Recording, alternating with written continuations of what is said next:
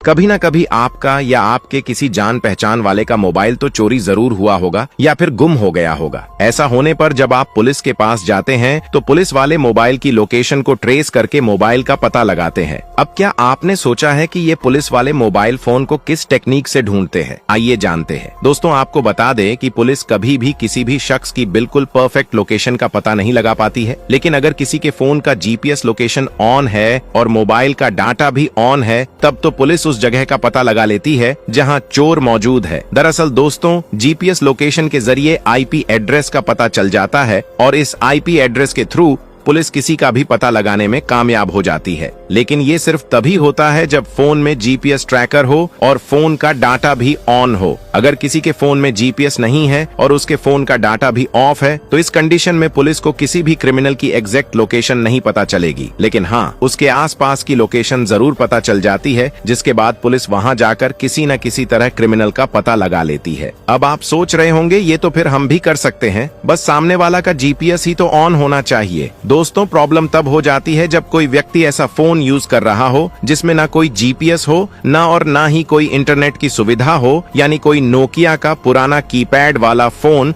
जो पहले के जमाने में हमारे मम्मी पापा यूज करते थे। अब ऐसे में पुलिस ही मुजरिम का पता लगा सकती है। अब आखिर ये सब होता कैसे है, चलिए जानते हैं। असल में दोस्तों, इस तरह के केस में पुलिस क्रिमिनल द्वारा इस्तेमाल किए जा रहे सिम को ट्रैक करती है। जहां सिम कार्ड की बात आती है तो वहां मुश्किलें थोड़ी बढ़ जाती है, क्योंकि एक जगह पर काफी सारे सिम कार्ड्स होते हैं। ऐसी सिचुएशन में पुलिस सबसे पहले उसके सिम कार्ड को ट्रैक करती है और देखती है उस सिम कार्ड के पास में कौन सा टावर है और वो कितनी रेंज में है। मान लीजिए वो 1 किलोमीटर के दायरे में है। अब 1 किलोमीटर का एरिया कहीं भी हो सकता है और इसलिए पुलिस ट्रायंगुलेशन मेथड का यूज करती है। इस मेथड में पुलिस मुजरिम के सिम कार्ड के जितने भी आसपास के टावर होते हैं वो कितनी रेंज में है उसका पहले पता लगा लेती है। इसके बाद 3 टावरों को देखा जाता है कि वो एक दूसरे से कितना दूर है। इस तरह तीनों टावरों के बीच की दूरी को देखकर पुलिस एक ट्रायंगल तैयार करती है। अब आपको ये तो पता ही होगा कि ट्रायंगल 3 पॉइंट से मिलकर बनता है। अब 2 टावर की मदद से पुलिस को 2 पॉइंट तो मिल जाते हैं, यानी कि दोनों टावर के सिम कार्ड की कितनी दूरी है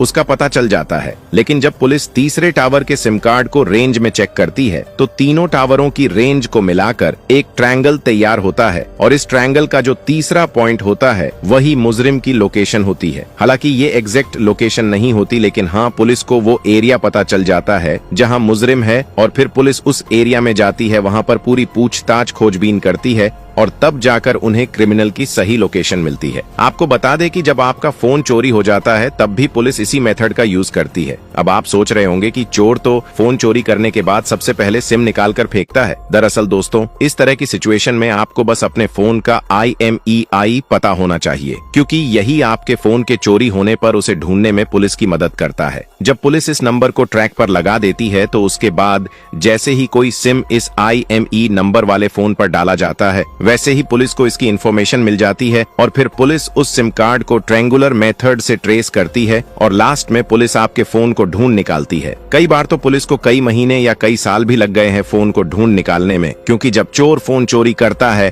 तो कुछ दिन तक ऐसे ही रख देता है ताकि वो पकड़ा न जाए, लेकिन कभी न कभी तो फोन में सिम पड़ेगा ही और तब चोर पकड़ा जाएगा। और इसलिए अगर आपके साथ कभी ऐसा कुछ है तो पुलिस कंप्लेंट जरूर करे।